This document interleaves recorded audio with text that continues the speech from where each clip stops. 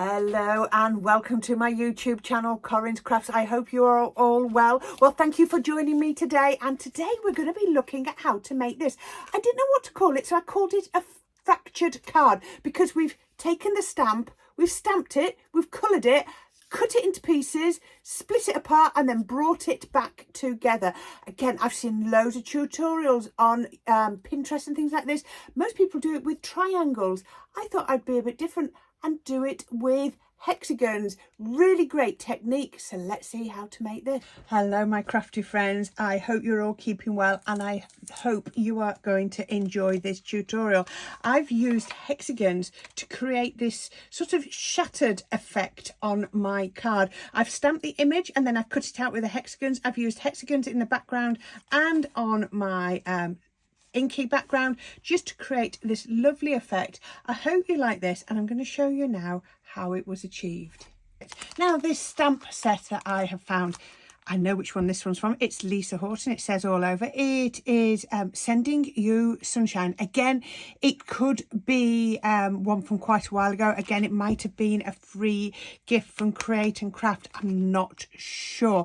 It does say there's a companion die available, which I haven't got, which I don't need for what we're going to do. We're going to be doing some stamping and I'm going to stamp that onto some stamping card in a few minutes. Make sure I've got the stamping card. Yes, that's my stamping card there. I'll have that ready in just a minute.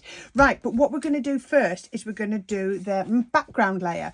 So we're going to put it onto some card. This is my card stock. I've already matted and layered the pink, the white and the patterned. We've already talked in previous videos about putting that very fine white layer between the pattern paper and the matte colour, and it makes such a difference. So with that in mind, I've picked a couple of inks that I think sort of match that. So I've got Lavender Ice, Honey Pot and Pink Tulip, but you can have any by any brand. We're just going to do a little bit of inking. Really, really simple inking. And again, I found this stencil. It's quite an old one.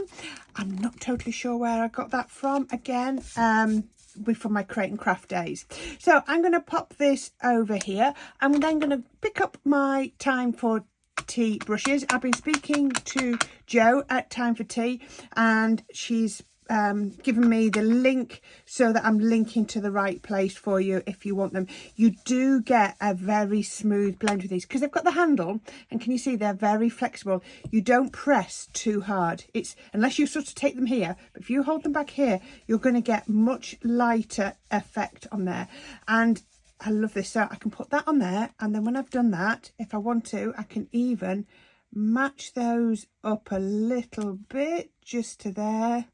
And then I can get some more ink up in that corner just there. There we go. So that's my first one. I'm then going to come down here. Now you can be doing any colours, any stencils. I've gone with hexagons for this, so this is why I'm doing hexagon on the background, hexagon on the foreground, and we're just, you know, making that shape. But if you want to do triangles work really, really well on this design. I've seen lots of this technique with triangles when I've looked on Pinterest and places like that. So yeah, you can find, do it with whatever shapes you want. I suppose you could do it with circles, but it'd be a bit harder. Right, so once I've got to there, I'm going to just bring it in here, see if I can sort of overlap a little bit because that's going to give me an even better effect. Let's bring this round to here and then I'm going to grab a bit of yellow. Do you see I always sort of dab off the excess onto my mat and then we can just blend. And I love that I've got this panel in between so that I don't accidentally go too far. So we can do that one and then I want to bring it a little bit further, so I'm going to line those up and then so it's just like a repeating pattern really, but it's really easy to line up. And there, so we've got that. So I'm picking up the sort of yellowy colours as well. I'll tell you what I did do when I was prepping, didn't want it quite as yellow, so I picked up a little bit of Bordeaux. I'd forgotten about that. Let's just mix that together and we'll see what colour it comes out on here. So this is the opposite corner. Let's go just, where am I going? So where are we going? We're going to go. Now remember, we're going to be putting a topper on here, so most of this is going to be hidden. So if I come, oh, can you see? Look, can you see the colour difference? Just by adding in that little bit of bordeaux. If you want it a bit yellower, go in with some yellow. And you can get whatever colour you want. I'm going to change this a little bit. I'm going to line up with those. Actually, can I line up? Oh yeah, that's better. Let's line up there. And then mix in the colours, and then I can bring it round just like that. There we go. That's all I want to do. I just want a little bit of colour. I'm just trying to make sure I put the right lids on the right ones on that background. So let's wipe that away. There we go. Keep it nice and heavy. That's going to be my background. And the only other thing I'm going to do is I'm going to grab the sentiment off here, pick that up, turn that over, and then quick dry ink. I do like using quick dry inks when I'm doing sentiments, especially if there's nothing going on to it afterwards. So, you know, I know it's not going to react to any products, because it just means I don't accidentally smudge. The number of sentiments I've done and then smudge them. Now I've got something new to show. Look at this. It's like a stamping press tool. I'm loving this. Just running over your stamping press. If you have any dexterity issues, if you do find you struggle at all, I'll let you know how I get on, and I can also link to it below the video, so if you want one, so you can just gives you that even pressure on there. And look at that, perfect sentiment on there. So that is going to be my background. I need to bring in my alcohol card. So I've got this, and I'm going to stamp my flower on here. This point, it doesn't matter which way up you put it. Now put it in the middle, and don't worry, I've actually purposely put quite a bit of space around the outside edge. Oh, keep moving that. It's going to hit the camera. There we go. Okay, so now I need to be stamping with my alcohol proof ink. So we can come in here. I will stamp multiple times just to get a lovely impression. And I'm going to come over, just give it a rub. Just adds even pressure. Really useful to have. Like I said, they're not new, they've been around for years, but look at that lovely impression already. Let's do one more. You can tell how well it's stamping because there's absolutely no ink left on my stamp. Now usually you'll find, I don't know about you, but I'll have a little corner where I've not caught it properly or something. Whereas I'm finding with this, going in like that, just nice round movement. And you can get these in various sizes.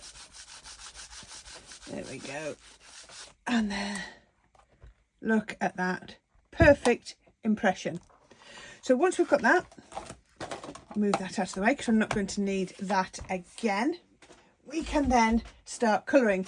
So I've just got my scrap card, and then it's about whatever colours you want to colour with as well. So I've already got one, so I'm just going to sort of show you the sorts of things I have done. I've got burnt orange. Yeah, we'll use... Now don't do what I did before and I was testing my colours on the piece that I was using, which is not a clever thing to do because it then hinders what you need to do. So just grabbed a piece out. Oh, that'll work nicely. So these are alcohol pens, as you can imagine. So I'm just going to come all the way over with my lightest one. I'm going to leave it out the middle. I'm going to do that a different colour. Just bringing it round with my first colour. This one's the easiest one to do. I'll do the big flower in a minute to show you. So you just pop that on there. Now you don't actually have to do any blending. This is because we're going to chop this up. It's actually going to look really impressive if you just leave it to one. Go citrus green in the centre. Wasn't the one I did on the original, but it works. There we go, citrus green in there. Then I'm going to come in with my second one, and I'm just going to add in a little bit of colour coming out. Now that's going to be a rolled leaf, so it's coming a bit darker. A little bit of extra colour there where it's rolled where the overlaid coming out, and it's also going to help with that impression of being round as well. There we go. Let's go in with a tiny bit of my darkest colour, just where things overlap, just overlapping.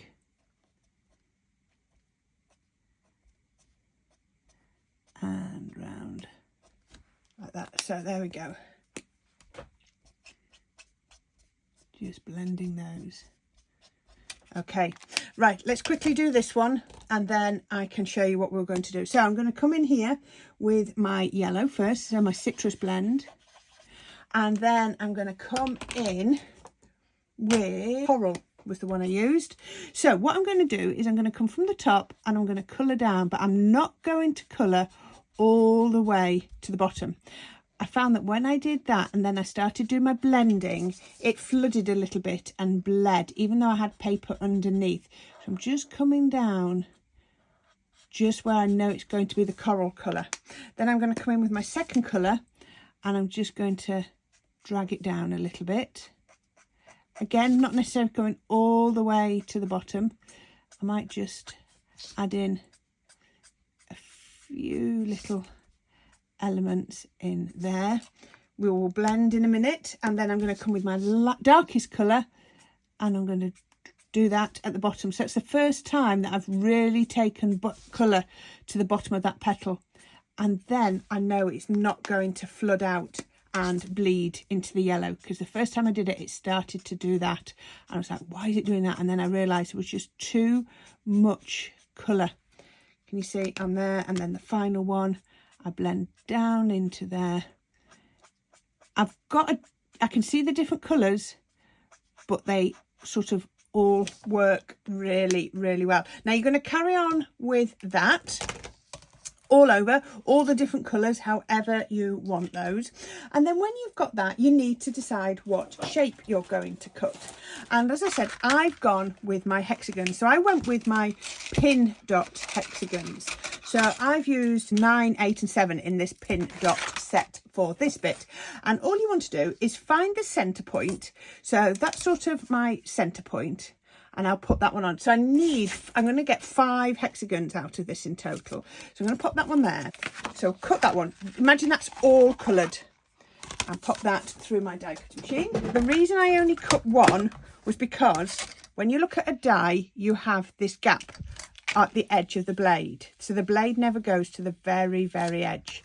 So what I want to do now is I want to get my next one and I'm going to take it to here. And that would actually mean my dies are slightly overlapping if I was to try to do them all in one go.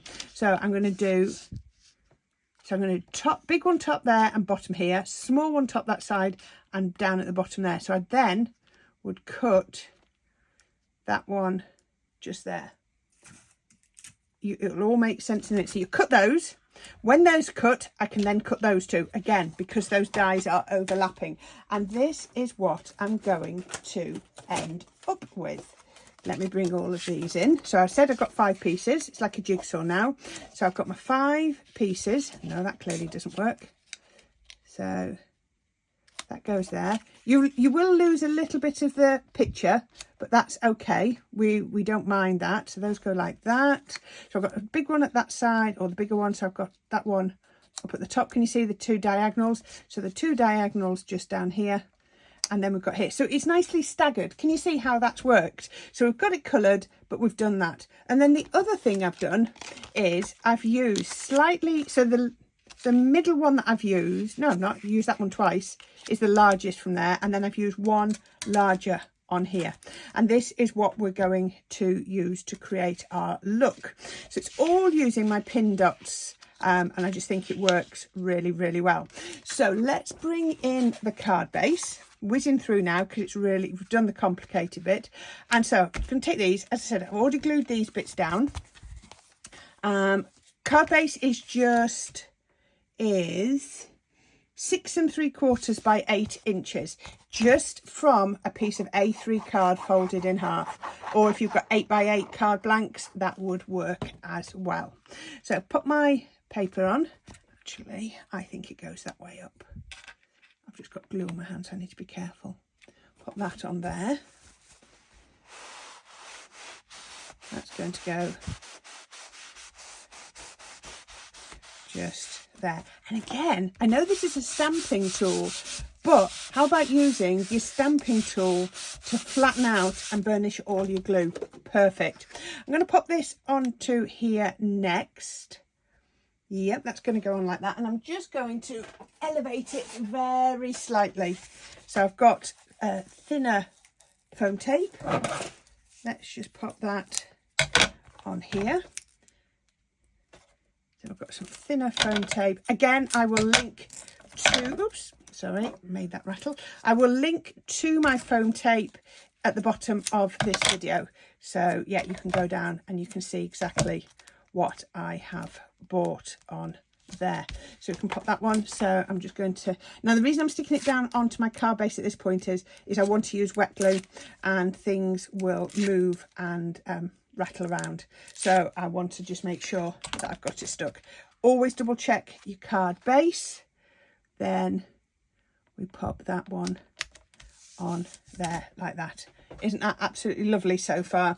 Now, just worth doing a bit of placement. So I'm going to put my large one here, and then I'm going to pop my two smaller ones there. Now, this is by placement because I think I'm going to have to drag it over a little bit. See, it's always worth doing a bit of placement, and that's why I had a piece of tape on it. So let's just put another piece of tape on just to hold it there for 1 minute, because then what I want to do is just bring these in and make sure these are going to fit as well and not run off. Now you see, I don't like that. I don't like that at all. Let's see where we're going. Can you see why when we're doing things like this? Okay, so I think this needs to come over a little bit, and that's going to come over there. Still not quite right, is it? Let's see what it looks like if we do it this way round. Does this look better?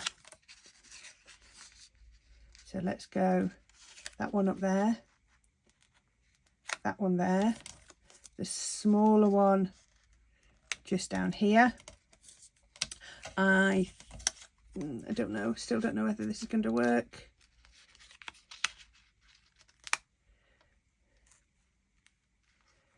It is. It looks better than it did, didn't it? Or what? Yeah, that'll be okay. I think that will be okay. Right, so let's just move those out of the way, and then I can take that tape off, and I can start to glue these down. I'm only lifting them one at a time. Linen card for me is the way to go with this. I'm just bringing it over ever so slightly.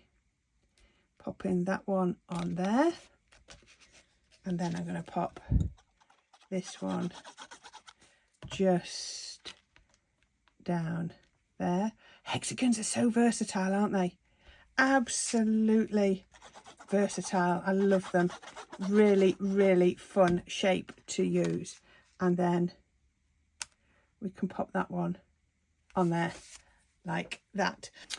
Okay, so we're going to pop these on with foam pads, but also with wet glue. So foam pad goes on the back there, a bit of wet glue. Can we remember where they all went? Ooh. Yeah, I was going to do it that way around, wasn't I? So let's pop. Always having to keep checking, aren't I? Keep checking all the time. I'm not going to press too hard. I'm just going to pop these on. Okay, I'm going to have to cut down a couple of these. Hate cutting down foam pads because they're just like so precious, aren't they, in the larger ones? But never mind, we'll get there. We'll find them. And then we can pop that one onto here. Bringing that in, just giving it a nice little gap, making sure that I line up. Actually, I might just put this one on as well. Get a larger foam pad for that. That might help me to do the lining up.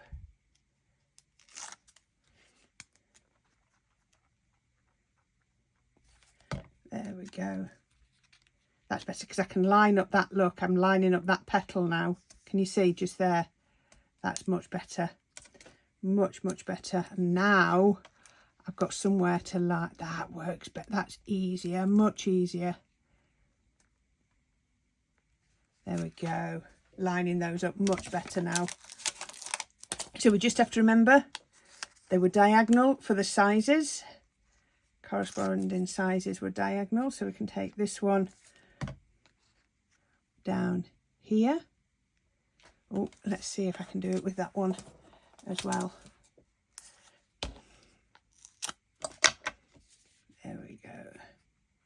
Sometimes one bit makes it so much easier to line up than another. You see, I can see that lines up there, look. And then this one will line up just, oh yes, that makes it easier, doesn't it? Because I can line that purple up. And I've come over nicely. Oh, that is absolutely perfect. So if you wanted to, the last little bit you could do would be add a few pearls or something on. I think these clear ones are going to be perfect. So we could just add a couple of these, look a bit like raindrops just around. I find that if you're not adding lots of detail, sometimes just a little drop or a little pearl just adds, oops, I've just got one, taken one off there, so let's use that one. Let's use that one just there. And that will do. I think that will do. How about that? I love this effect. It's sort of a fractured card. It's where we just use the shapes and then we pull them apart. We've got the hexagons in the background, sort of in the middle ground, and then in the foreground. I hope you like that. I'd love to see what shapes you make with what shapes you use to make your version of this, and what stamps do you use as well, because there are so many out there. So happy crafting, and I'll see you for the next tutorial. Bye for now.